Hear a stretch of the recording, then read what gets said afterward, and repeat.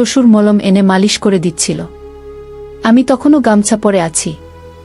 এরপর শ্বশুর একটা ভ্যাসলিনের কৌটো নিয়ে আসলো। আমি ইতস্তত করার ভান করে বললাম, ইস, এ কি হলো? আমি হলাম সুমন। আমার স্ত্রী এখনো জীবিত। আমার একমাত্র ছেলে ফরহাদ বর্তমানে ইতালিতে কাজ করে। আমার ছেলের বিয়ে দিয়েছে 1 বছর হয়েছে। বৌমার নাম নীনা, বয়স 23 বছর। ছেলের সাথে বেশি দিন সংসার করতে পারেনি, কারণ বিয়ের 3 মাস পর ছেলের ভিসা হয়। আর ইতালিতে পাড়ি জমায় বৌমা আমাদের সাথেই থাকে। আমরা মিরপুর এলাকায় থাকি 3 রুমের ফ্ল্যাট নিয়ে। বৌমা সবসময় বাড়িতে থাকলে শাড়ি না হলে ঢিলে টি শার্ট আর পাজামা পরে থাকে। এই বয়সেও আমি বেশ যুবক ধরনের। তবে আমার স্ত্রী অনেকটাই দুর্বল হয়ে গেছে, যে কারণে এখন আর আগের মতো কিছুই পারে না। এদিকে আমি কোথাও কি যে কিছু করব তা লোকলজ্জার ভয়ে আর হয়ে উঠছে না। মাঝে মাঝে সিনেমা দেখে নিজেকে সান্ত্বনা দিই। সময়ের সাথে সাথে বৌমার প্রতি কেমন যেন একটা টান অনুভব করতে থাকি। গোসলের সময় প্রায় দিনই নীনা বৌমাকে কল্পনা করি। মাঝে মাঝে খেয়াল করতাম নীনা লম্বায় 5 ফুট 3 ইঞ্চির মতো। গরমকালে ঢিলেঢালা জামাকাপড় পরে। নীনা মোটামুটি ফর্সা। আমার স্ত্রীর আড়ালে আমি একটু একটু করে বৌমার কাছে যাওয়ার চেষ্টা করতাম, কিন্তু বৌমা তেমন আগ্রহ দেখাচ্ছিল না। একদিন আমি আর আমার স্ত্রী বাইরে গিয়েছিলাম। বাড়ির নিচে এসে স্ত্রীকে বললাম, তুমি নিচে থাকো, আমি বাজারের ব্যাগটা তুলে দিয়ে আসছি। আমি তাড়াতাড়ি বাজার নিয়ে উপরে উঠলাম। আমার কাছে চাবি ছিল, তাই দরজা খুলে বাড়িতে ঢুকলাম। কিন্তু বৌমাকে দেখতে পেলাম না। মনে মনে ভাবলাম, ওর তো এখন বাড়িতে থাকার কথা। বৌমার রুমের কাছাকাছি যেতেই ওর রুম থেকে কেমন যেন আওয়াজ পেলাম। রুমের দরজার কাছে গিয়ে দেখি দরজা একটু খোলা। সামান্য উকি দিতেই দেখি বৌমা সিনেমা দেখছে। বিছানার উপর দেয়ালে হেলান দিয়ে বসা। ডান পাশে একটা শসা আর একটা ভ্যাসলিনের কৌটো। একটু পর সিনেমা দেখতে দেখতে কি যেন করতে শুরু করল। বন্ধুরা, ইউটিউবের করা নিয়মের কারণে কিছু ঘটনা সরাসরি বলা যাচ্ছে না। তোমরা কমেন্টে দেওয়া লিঙ্ক থেকে আমার ওয়েবসাইট ভিজিট করো। সেখানে একদম মনের মতো গল্প দেওয়া আছে, যেগুলো ইউটিউবে পাওয়া যায় না। বৌমার কার্যকলাপ দেখে আমার মনে আনন্দে ভরে গেল। সে কি শব্দ সারা ঘরে! আমি কোনোভাবেই নিজেকে সংযত করতে পারছিলাম না। ওদিকে আমার স্ত্রীর উপরে ওঠার আওয়াজ পাচ্ছি। তাই দ্রুত আমি বাড়ি থেকে বের হয়ে কলিং বেল দিলাম। একটু পর বৌমা দরজা খুল।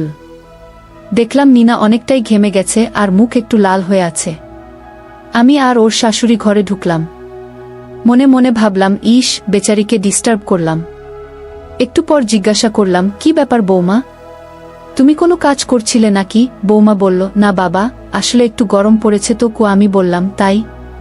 কোনো সাহায্য লাগলে আমাকে বলো, আমি সবসময় আছি তোমার পাশে। কি এই বলে আমার ঘরে চলে গেলাম। ওরা দুজন রান্নাঘরের দিকে গেল। আমার তো মনে এখন অনেক আনন্দ হচ্ছে। কিভাবে কি করব তাই চিন্তা করছিলাম। পরের দিন সকালে উঠলাম। খবরের কাগজটা নিয়ে দেখি বৌমা রান্নাঘরে রুটি বানাচ্ছে। কেউ অফিসে যায় না, তাই কোনো তাড়াও নেই। আজকে বৌমা একটা গেরুয়া কালো স্লিভলেস ব্লাউজ পরেছে, সাথে কালো রঙের শাড়ি। আমি রান্নাঘরে গেলাম। চোখ ছোট করে যেন ও মনে করে যে চশমা না থাকায় আমি দেখতে পাচ্ছি না। রান্নাঘরে ঢুকে নীনা লিজার সাথে ধাক্কা লাগালাম। ও হচকিয়ে পিছে তাকালো। আমি বললাম, রোকসানা, কি করছো তুমি? বৌমা কোনমতে ঘুরে বলল, বাবা, আমি নীনা, এই তো রুটি বানাই। মা এখনো ঘুমাচ্ছেন। আমি বললাম, ও আচ্ছা, আমি ভাবলাম তোমার শাশুড়ি। আমার চশমাটা কোথায় আছে, একটু এনে দাও তো বৌমা গু। বৌমা বলল, চশমা তো আপনার গলায় ঝোলানো বাবা গু। আমি বললাম, হায় রে, কে দেখেছে? আর আমি সব জায়গায় খুঁজছি। চশমাটা পরে রান্নাঘর থেকে লিভিং রুমে টিভি ছেড়ে দিলাম আর বৌমার কথা ভাবছি। নিজের মধ্যে কেমন যেন অনুভূতি কাজ করছিল। গোসল করার সময় বৌমার কথা কল্পনা করে কিছু স্যাম্পল ফেললাম। গোসল সেরে বের হয়ে একটা পরিকল্পনা মাথায় এলো। আমি বের হয়েই লিভিং রুমে সোফাতে বসলাম। এমনভাবে বসলাম যেন বৌমা সহজে লক্ষ্য করতে পারে। একটু পর লিভিং রুমে এসে খেয়াল করল, কিন্তু না দেখার ভান করে চলে গেল। বিষয়টা আমার বেশ ভালো লাগছিল। একটু পর বৌমা বাথরুমে কাপড় ধুতে গেল। আমিও গেলাম পেছনে। যাওয়ার আগে রুমে উকি দিয়ে দেখলাম রোকসানা রুমে শুয়ে আছে। আমি একটা চেয়ার নিয়ে বাথরুমের দরজার সামনে বসলাম। বৌমা কাপড় ধুচ্ছে আর আমাকে দেখে বলল, বাবা, আপনি এখানে কি করছেন? আমি বললাম, না, হয়েছে কি? তোমার সাথে তো কথা হয় না, তাই ভাবলাম একটু কথা বলি। আমার ছেলে কি তোমাকে ফোন দেয়? কথা হয়, বৌমা বলল। জি বাবা, হয়। ও নাকি ভালোই আছে। সামনের মাসে টাকা পাঠাবে কি কথা শেষ হতেই রোকসানার রুম থেকে বেরোবার আওয়াজ পেলাম। তাই আমি উঠে বললাম, ঠিক আছে নিনা, পরে কথা হবে বলে উঠে গেলাম। বৌমা কাপড় কেচে গোসল করে নিল। এরপর আমরা সবাই একসাথে দুপুরের খাবার খেলাম। তখন বাজে 2 কি 3টে। খাবারের পর একটু ঘুমালাম। ঘুম ভাঙল 5টার দিকে। উঠে মুখ ধুয়ে দেখি বৌমা একটা কালো ম্যাক্সি পরে রান্নাঘরে কি যেন ভাজছে। এই সুযোগে আমি সকালের মতো চশমা খুলে রান্নাঘরে গেলাম। বাম হাত দিয়ে বাতাবি লেবু ধরে বললাম, কি ভাজছ রোকসানা? বৌমা একটু চমকে গিয়ে বলল, আমি নিনা বাবা, একটু পাকোড়া ভাজছি। শাশুড়ি মা রুমে আছে আমি বললাম, ও আচ্ছা সরি। আসলে চশমা ছাড়া কিছুই বুঝতে পারি না এই বলে আমি চলে এলাম রুমে। একটু পর ডাক দিল যে সব নাস্তা টেবিলে দেওয়া হয়েছে। আমি আর ওর শাশুড়ি গেলাম ডাইনিং টেবিলে। আমরা সবাই একসাথে খাবার খেয়ে নিলাম। এরপর আমি উঠে লিভিং রুমে গিয়ে টিভিটা ছাড়লাম। আর বৌমাকে বললাম 1 কাপ চা দিতে। কিছুক্ষণ পর বৌমা চা নিয়ে আসলো। ভাবলাম এইবার আর আড়ালে রাখা যাবে না, সরাসরি দেখাতে হবে। নিনা যখনই চা দিতে এলো তখন ফ্যানের বাতাসে লুঙ্গি উড়ছিল। বৌমা আমার হাতে কাপ দিয়ে আমার দিকে কিছুক্ষণ তাকিয়ে রইল। আমি তখন ইতস্তত করার ভান করে বললাম, ইস, এ কি হলো? এমন পরিস্থিতিতে বৌমা একটু অস্বস্তিতে পড়ে গেল আর দ্রুত সেখান থেকে চলে গেল। একটু পর রান্নাঘরের দরজার পাশে দাঁড়িয়ে আমার দিকে উকি দিল আর একটা মুচকি হাসি দিয়ে চলে গেল। আমিও একটু অবাক হলাম ওর কাজ দেখে। মনে হলো সবুজ সংকেত পেয়েছি। পরের দিন সকালে উঠে দেখি ঘড়িতে 8:30 বাজছে। তাড়াতাড়ি মুখ ধুয়ে পেপার এনে রান্নাঘরের দিকে গেলাম। দেখলাম বৌমা কালকের শাড়ি ব্লাউজ পরে আছে। আমি সোজা রান্নাঘরে ঢুকে বললাম, বৌমা কি করছো? ও ঘুরে আঁচল দিয়ে মুখের ঘাম মুছতে মুছতে বলল, বাবা, সকালের নাস্তা বানাচ্ছি। এই বলে নিচের দিকে এক পলক তাকিয়ে একটা হাসি দিয়ে বলল, মা ওঠেনি বাবা গু। আমি বললাম, আমিও না, এখনো ওঠেনি। তুমি চাইলে উঠাতে পারো। বৌমা বলল, মানে? আমি বললাম, না কিছু না, আমাকে 1 কাপ চা করে দেবে। আমি লিভিং রুমে বসছি, তুমি চা নিয়ে এসো বলে লিভিং রুমে গিয়ে টিভিটা হালকা শব্দ দিয়ে খবর চালু করলাম। গতদিনের মতো আজকেও একটি ঘটনা ঘটালাম। মনে হচ্ছে ধীরে ধীরে কাজ হবে। নাস্তা শেষ করে আমি উঠে রুমে গিয়ে টিভিটা চালালাম। হঠাৎ নিনার শাশুড়ি এসে বলল, বাজারে তো কিছুই নেই, একটু গিয়ে নিয়ে এসো। আমি ব্যাগটা নিয়ে নিচে নামলাম। রাস্তায় এক বয়স্ক রিকশাওয়ালা দাঁড়িয়েছিল। চেহারায় শান্ত একটা ভাব। বয়স হবে 40-45 মতো। নাম বলো জসিম। ওই রিকশায় চড়ে বাজারে চলে গেলাম। বাজার করতে করতে সময় লেগে গেল 1.5 ঘন্টার মতো। সব কেনাকাটা করে বাড়ি ফিরলাম। উপরে উঠে কলিং বেল দিলাম। বৌমা দরজা খুলে দিল। একটু ক্লান্ত দেখাচ্ছিল ওকে। আমি ঢুকতে ঢুকতে বললাম, তোমার শাশুড়ি কই? ও হেসে বলল, পাশের বাড়িতে গেছে। আমি বাজারের ব্যাগ রান্নাঘরে রেখে বসে পড়লাম মেঝেতে। বৌমা উবু হয়ে বসে ব্যাগ খুলে একে একে সব বাজার বের করছে। আমি চুপচাপ তাকিয়ে দেখছিলাম।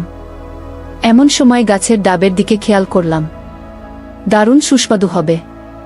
বৌমা বলল, বাবা আপনি বসেন, আমি পানি এনে দিচ্ছি। আমি মৃদু হেসে বললাম, এখন খাবো না বৌমা। ও কিছু না বলে নিচু হয়ে আবার বাজার গোছাতে লাগল। আমি নীরব হয়ে শুধু তাকিয়েছিলাম। ঠিক তখনই বাইরে থেকে দরজায় শব্দ হলো। রোকসানা ফিরেছে। আমি একটু অপ্রস্তুত হয়ে চেয়ার টেনে উঠে দাঁড়ালাম। বৌমা তাড়াতাড়ি সব ঠিক করে নিয়ে স্বাভাবিক হয়ে গেল, যেন কিছুই হয়নি। রোকসানা এসে বলল, আজকেও বান্ধবীদের বাড়িতে ঘুরতে যাবে। আমি ভাবলাম, আরে ব্যাস, এই তো নিখুঁত সুযোগ। দুপুরের দিকে রোকসানা বেরোল। আমি লিভিং রুমে বসে টিভি দেখছি। ওদিকে বৌমা বলল, আমি বাথরুমে গোসল করতে যাচ্ছি। গোসল করতে করতে পা স্লিপ করে আমি পড়ে গেলাম। আমার পায়ে অল্প একটু ব্যথা লাগলো। ব্যথাটা খুব একটা বেশি ছিল না। আমার পড়ে যাওয়ার শব্দে আমার শ্বশুর ছুটে বাথরুমের কাছে এসে বললেন, সব ঠিক আছে তো বৌমা? আমি বললাম, না বাবা, আমি পা স্লিপ করে পড়ে গিয়েছি। ব্যথায় উঠতে পারছিলাম না। এদিকে জামাকাপড় হ্যাঙ্গারে রাখা। কোনো রকমে গামছা জড়িয়ে দরজা খুললাম। শ্বশুর দেখলেন যে আমি বাথরুমে চিত হয়ে পড়ে আছি। উনি তাড়াতাড়ি এসে আমাকে তুলে আস্তে আস্তে আমার ঘরে নিয়ে গেলেন। যাওয়ার সময় লক্ষ্য করছিলাম গামছা অগোছালো হয়ে আছে। আর শ্বশুর বারবার চোখে আমার দিকে তাকাচ্ছে। ঘরে নিয়ে যাওয়ার পর জিজ্ঞেস করলেন কোথায় ব্যথা লেগেছে। আমি বললাম আমার খুব একটা লাগেনি, আর আমি এখন ঠিক আছি। উনি আবার জিজ্ঞেস করলেন। আমি খানিকক্ষণ চুপ থাকার পর বললাম, বাবা, আমার পা আর কোমরে ব্যথা লেগেছে। আমার কথা শুনে শ্বশুর বলল, দাঁড়, তোমার প্রাথমিক চিকিৎসা করাতে হবে। আমি মলম দিয়ে দিচ্ছি, তাতে ব্যথা কমে যাবে। তুমি চুপ করে শুয়ে থাকো। এই বলে শ্বশুর মলম এনে মালিশ করে দিচ্ছিল। আমি তখনও গামছা পরে আছি। শ্বশুর আস্তে আস্তে চিকিৎসা শুরু করল। আমি শুধু বলছিলাম, ইস ব্যথা লাগছে, আস্তে চিকিৎসা করুন বাবা। এরপর শ্বশুর একটা ভ্যাসলিনের কৌটো নিয়ে আসলো। তারপর আবার চিকিৎসা শুরু করল। ঘণ্টাখানেক পর আমার একটু সুস্থ লাগছিল। শ্বশুর বলল, আমার ছেলে বাড়িতে থাকলে তোমার এত কষ্ট হতো না, তবে আমার ছেলের পরিবর্তে আমি তোমার কষ্ট দূর করে দিচ্ছি। কিছুক্ষণ পর শ্বশুর আমাকে আশীর্বাদ করলেন আর সব শেষে প্রসাদ দিলেন। আমি বললাম, আপনার তুলনা হয় না শ্বশুর আব্বা, আপনি আরেকটা কাজ করে দিন, ওই আলমারি থেকে আমাকে একটা ম্যাক্সি নামিয়ে দিন। সেই কখন থেকে গামছা পরে আছি শ্বশুর একটা ম্যাক্সি দিয়ে নিজের ঘরে চলে গেল, আর আমি ফ্রেশ হয়ে বিশ্রাম নিলাম। সন্ধ্যার আগে শাশুড়ি মা এলো। আমার রুমে এসে বলল, তোমার জামাই মানে আমার ছেলে কিছু টাকা আর একটা ফোন পাঠাইছে বার্থডে এক লোকের কাছে, তুমি গিয়ে নিয়ে এসো। আমি অবাক হয়ে বললাম, একটু পরে তো সন্ধ্যা গেলে যাবে। এমন সময় শ্বশুর আমার ঘরে এসে বলল, আমি যাব ওর সাথে। তাহলে তো সমস্যা হবে না। কথাটা শুনে আমি মুচকি হাসি দিলাম। আবার মনে হলো বুড়ো কিছু মতলব পাকাচ্ছে। আমি একটু তাড়াহুড়ো করে তৈরি হলাম, সাদা হাতাকাটা ব্লাউজ, গোলাপি শাড়ি, চুল বাঁধা। আমি আর শ্বশুর নিচে এসে দেখি জসিম কাকা রিকশা নিয়ে দাঁড়িয়ে আছে। ওদিকে আকাশটাও কেমন মেঘ মেঘ করছে। বৃষ্টি নামার আগে আমরা বেরিয়ে পড়লাম। বাড্ডায় পৌঁছাতে বেশিক্ষণ লাগল না। যার কাছ থেকে জিনিস নেওয়ার ছিল খুব ভদ্র মানুষ, ফোনটা দিয়ে দিলেন। এরপর এটিএম থেকে টাকা তুলে আবার রওনা দিলাম। সব কাজ শেষ করতে প্রায় 1 ঘন্টা লেগে গেল। রিকশায় উঠে পড়তেই টিপটিপ করে বৃষ্টি নামল। আমার মন কেমন যেন অস্থির হয়ে আসছিল। একে বৃষ্টি, তার উপরে এই দিকের রাস্তাটাও বেশি ভালো না, একদম ভাঙাচোরা রাস্তা। বৃষ্টির পানির কারণে রাস্তার খানাখন্দ বোঝা যাচ্ছে না। আচমকা রিকশা এক জায়গায় গড়াতে যেতেই আমরা দুজনেই একটু কেঁপে উঠলাম রিকশার ঝাঁকিতে। শ্বশুর সুযোগ বুঝে বলল, তুমি শক্ত করে ধরো। আমি গাছের ডাব ধরে রাখি। বৌমা বলল, ইস বাবা, কি করছেন? কেউ দেখলে ঝামেলায় পড়ে যাব। শ্বশুর বলল, কেউ দেখবে না বৌমা, তাছাড়া রিকশার পর্দার কারণে কিছুই বোঝা যাবে না, তুমি শুধু ওই দিকে মনোযোগ দাও। একটু পর বৃষ্টি আরও বেড়ে গেল, তাই জসিম কাকা রিকশা একপাশে রেখে একটা দোকানে আশ্রয় নিল। এদিকে আমি আর শ্বশুর রিকশার মধ্যে বসে আছি। প্রায় আধা ঘন্টার মতো শ্বশুর গল্প করলেন, কিন্তু রিকশার মধ্যে খুব একটা সুবিধা পেলাম না। বৃষ্টি সামান্য কমানোর পর আমরা বাড়িতে চলে এলাম। বৃষ্টির কারণে জামাকাপড় কিছুটা ভিজে গেছে। আমি দ্রুত বাথরুমে ঢুকে সব চেঞ্জ করে নিলাম। এরপর ব্লাউজ আর পেটিকোট ভালো করে বারান্দায় শুকাতে দিলাম। রাতে খাবার খাওয়ার সময় শাশুড়ি মা বলল, পরশুদিন আমার ভাইয়ের ছেলের বিয়ে ঠিক হয়েছে, সেখানে দাওয়াত খেতে যেতে হবে। অনেক দূরের পথ, সেই কক্সবাজার, তাই আজকে থেকে লেগেজ গোছানো শুরু করে দাও। শাশুড়ির কথা শুনে মনটা আনন্দে ভরে গেল। এই সুযোগ কাজে লাগাতে হবে। দেখতে দেখতে যাওয়ার দিন চলে এলো। আমরা রেডি হয়ে বেরিয়ে পড়লাম কমলাপুর স্টেশন যাওয়ার উদ্দেশ্যে। দীর্ঘ 9 ঘন্টা যাত্রা করে আমরা বিয়ে বাড়িতে চলে এলাম। বিয়ে বাড়িতে পৌঁছে দেখি আমার জামাকাপড় ছাড়ার জায়গা নেই, কারণ আরও কিছু আত্মীয় এসে পড়েছে। আমি শাশুড়িকে বিষয়টা বললাম। তখন শাশুড়ি বলল, আমি তো ভুলেই গেছি যে আমার ছোট ভাইয়ের ফ্ল্যাটের নিচতলায় আরও একটা ফ্ল্যাট খালি পড়ে আছে, আর তাতেও ঢালা বিছানা পাতা আছে। তুমি সেখানে গিয়ে ফ্রেশ হয়ে নাও। আমি তাড়াতাড়ি সেখানে চলে গেলাম। গিয়ে দেখি ফ্ল্যাটটা 2 বেডরুম ফ্ল্যাট, আর ফ্ল্যাটের সঙ্গে একটা ছোট্ট বারান্দা আছে। বড় শোবার ঘরের সঙ্গে একটা সুন্দর টবওয়ালা বাথরুম অ্যাটাচ করা আছে। বাথরুমে গিজার লাগানো থাকায় গরম জল পাওয়া যাবে দেখে আমি খুশি হলাম। আমি ব্যাগটা রেখে বাথরুমে গেলাম আর ফ্রেশ হয়ে স্নান সেরে নিলাম। এমন সময় দেখলাম শ্বশুর চলে এসেছে। আমি শুধু একটা গামছা জড়িয়েছিলাম। শ্বশুর বলল, আরে বৌমা, তুমি এখানে? আমি বললাম, আসলে সারা পথ যাত্রা করে অনেক ক্লান্ত লাগছিল, তাই স্নান করে নিলাম। শ্বশুর বলল, তুমি এদিকে এসো। তেল মালিশ করে দিচ্ছি, তাহলে দেখবে ভালো লাগবে। আমি বললাম, হ্যাঁ বাবা, তাই করুন। কি শ্বশুর বলল, আগে এখানে উবু হয়ে বসো, আমি তেল নিয়ে আসি। কিছুক্ষণ পর শ্বশুর আমার সেবা করতে শুরু করল। ফ্ল্যাট নিস্তব্ধ থাকায় কেমন যেন হাততালির শব্দ শোনা যাচ্ছে।